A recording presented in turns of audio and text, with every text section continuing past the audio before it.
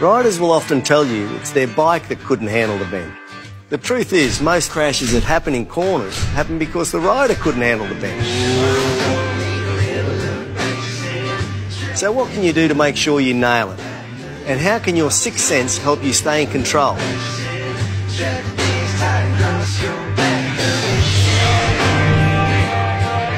First up, remember the corner doesn't start when you reach the bend.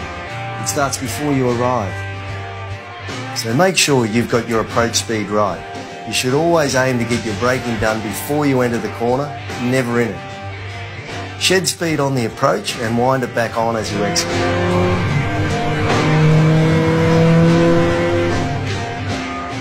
The right approach speed is critical because it gives you time to assess and adjust your line. Turn in too early and you run wide on the exit of the corner. Turn in too late and you'll find yourself on the wrong side of the white lines, off the road or heading into oncoming traffic. Get your approach speed right, get your gear right, turn at the right point and the corner should flow naturally.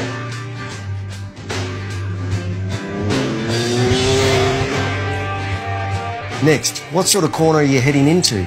Is it a blind corner? Is it off camber? Is it going to tighten up on you? Or open out and let you get the power down early? Even if you've never ridden it before, one way to work out what the next corner is going to be like is to look for the vanishing point. The point's where the two sides of the road meet up, just here. In general, if it moves away from you as you're going in, it's opening up. If it moves towards you, it's going to be tight. It's not foolproof, but it's a pretty good heads up. Once you're in the bend, remember to keep your head up and look through the corner to where you want to go, because that's where the bike is going to go.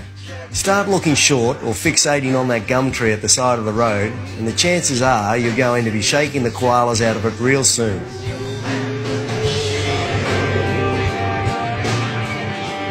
And try and stay off the brakes as much as you can. It sounds wrong, but if you've got your turning in point and your approach speed right, you'll be in control and the bike should handle the corners no worries, leaving you free to focus on making a smooth exit.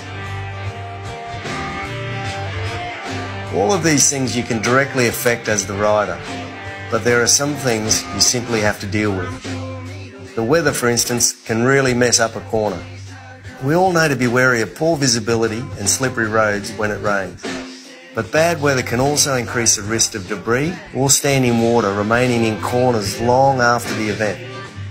Stay focused and try to identify issues like these in case you have to adjust your road position or adopt a more cautious riding style.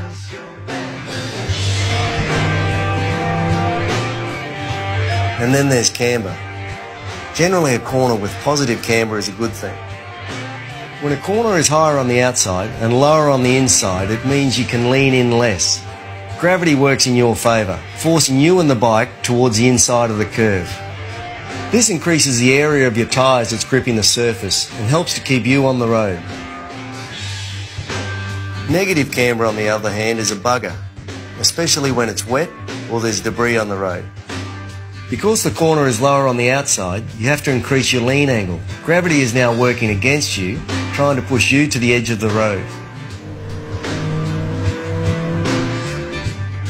To counter this effect, just take things a little bit easier on the throttle and you'll maintain grip and control. And remember, the angle of camber can change in a single bend or a series of bends, so never switch off. It sounds like a lot to think about in a split second, but we all do it every day on different types of corners and in different road and weather conditions. By developing and honing your sixth sense, you can improve your cornering technique, and you and your bike will both be able to handle the bend.